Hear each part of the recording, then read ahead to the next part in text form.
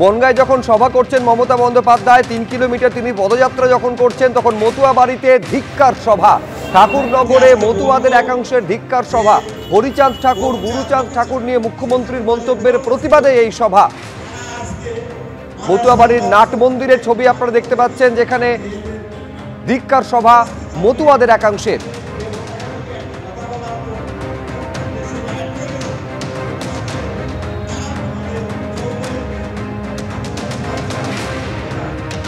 হরিচাঁদ ঠাকুর গুরুচাঁদ ঠাকুরকে নিয়ে মুখ্যমন্ত্রীর যে মন্তব্য, সেই মন্তব্যের প্রতিবাদে মতুয়াদের একাংশের এই ধিক্কার সভা। মতুয়া বাড়ি অর্থাৎ ঠাকুরনগরে মতুয়া বাড়ির ছবি আপনারা দেখতে পাচ্ছেন, যে নাট মন্দির রয়েছে সেখানেই তারা জড়ো হয়েছেন এবং এই ধিক্কার সমাবেশে অংশ নিয়েছেন। আমি আরো বিস্তারিত জানবো, সমীরণ পাল আমাদের প্রতিনিধি রয়েছেন। এটা আমাদের জানাও সমীরণ, এই ক্ষোভের কারণ কি?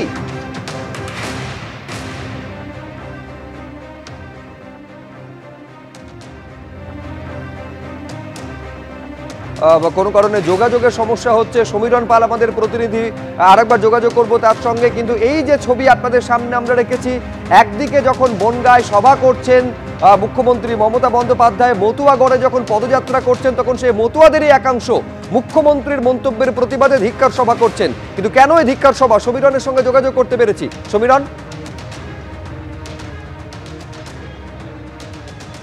দেখো সুপ্রজিৎ, অল ইন্ডিয়া মতুয়া সংঘ, যিনি সাংসদ শান্তনু ঠাকুর, কেন্দ্রীয় মন্ত্রী শান্তনু ঠাকুরের অনুগামী যারা, তারা আজকে সকাল থেকে ঠাকুরনগর মতুয়া ধামে যে নাট মন্দির রয়েছে সেই নাট মন্দিরে তারা বিক্ষোভ কর্মসূচি করছে।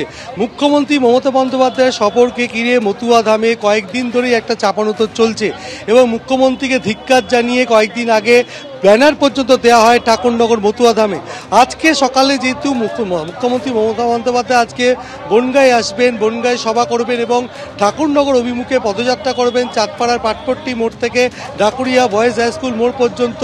আর সেই কারণে আজকে সকাল থেকে অল ইন্ডিয়া মতুয়া মহাসংঘ, যারা কেন্দ্রীয় মন্ত্রী শান্তনু ঠাকুর তথা সংঘাধিপতির অনুগামী, শান্তনু ঠাকুরের অনুগামী, তারা আজকে সকাল থেকে এই নাট মন্দিরে বিক্ষোভ কর্মসূচি নেয়। তাদের বক্তব্য যে মুখ্যমন্ত্রী মমতা বন্দ্যোপাধ্যায় তিনি আজকে ঠাকুরনগরে আসছেন, কিন্তু তিনি তার আসার আগে তিনি বারে বারে হরিচাঁদ ঠাকুর এবং গুরুচাঁদ ঠাকুরকে অপমান করেছেন এবং তারই প্রতিবাদে ধিক্কার সভা। অনেক ধন্যবাদ সমীরণ।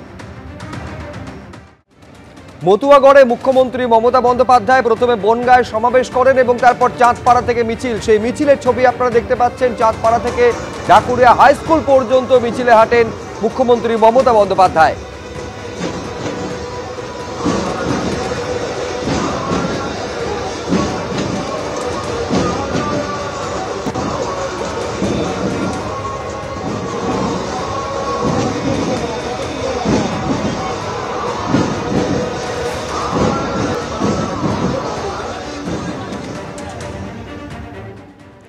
এর আগে বনগাঁয় সভা করেন তৃণমূল নেত্রী, যেখানে কেন্দ্র সরকারের বিরুদ্ধে চক্রান্তের অভিযোগে সরব হয়েছেন তিনি বলছেন বনগাঁয় যাওয়ার জন্য কপ্টার পাওয়া যায়নি এবং বলছেন যে 7-8 মাস হেলিকপ্টার ব্যবহারই করি না। একটা কপ্টারের জন্য সরকারের সঙ্গে চুক্তি আছে, কিন্তু হঠাৎ করে খবর এলো যে হেলিকপ্টার যাবে না। ভোটই এলো না, কিন্তু এখন থেকেই সংঘাত শুরু হয়ে গেল। কি বলেছেন মমতা বন্দ্যোপাধ্যায় দেখুন। আমার এখানে মিটিংয়ের টাইম দেওয়া ছিল 12:30টায়, হঠাৎ খবর এলো হেলিকপ্টারটা যাবে না।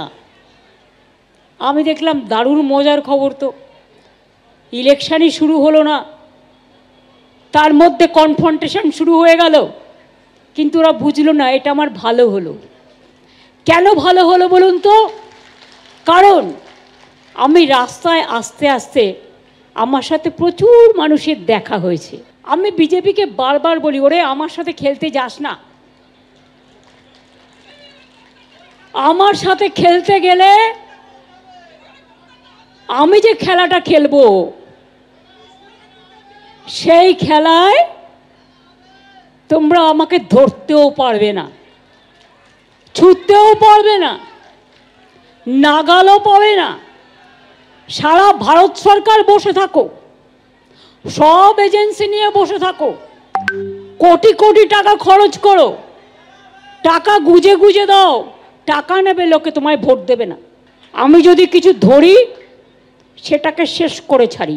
কাজেই আপনারা আমার হেলিকপ্টার বাতিল করে দিন, আমার রুট বন্ধ করে দিন, যা ইচ্ছা তাই করুন, আমার কিছু যায় আসে না, রাস্তাই আমায় রাস্তা দেখায় এবং রাস্তাই আমাকে রাস্তা দেখাবেই। সরাসরি কেন্দ্রের বিরুদ্ধে চক্রান্তের অভিযোগে যখন সরব হয়েছেন মুখ্যমন্ত্রী মমতা বন্দ্যোপাধ্যায়, তার পাল্টা কি বলছেন বিজেপি রাজ্য সভাপতি, দেখুন। আমরা তো জানতাম মুখ্যমন্ত্রী তো কোনো সহজ সরল জীবনযাপন করেন, সরকারি গাড়ি পর্যন্ত তিনি রেলমন্ত্রী থাকাকালীন ব্যবহার করতেন না, তিনি একটি ফিয়েট গাড়িতে যাতায়াত করতেন। এখন রাজ্যের মুখ্যমন্ত্রী হেলিকপ্টারে যাবেন, এটা খুব স্বাভাবিক। আবার শোনা যাচ্ছে তার ইন্স্যুরেন্স ফেল হয়েছে। তো এখানে কার দোষ, কে কার ভুল সে তো জানা যায় না। প্রথমে মুখ্যমন্ত্রী একটা অভিযোগ করে দেন সমস্ত ক্ষেত্রে, এবং পরে দেখা যায় সেই অভিযোগের কার্যত কোনো সারবত্তাই নেই।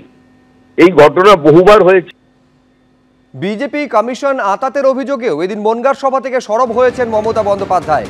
তিনি বলছেন, আমরা বলেছি একজনও বৈধ ভোটারকে তাড়ানো যাবে না, বিজেপির অফিস কি লিস্ট ঠিক করে দেবে?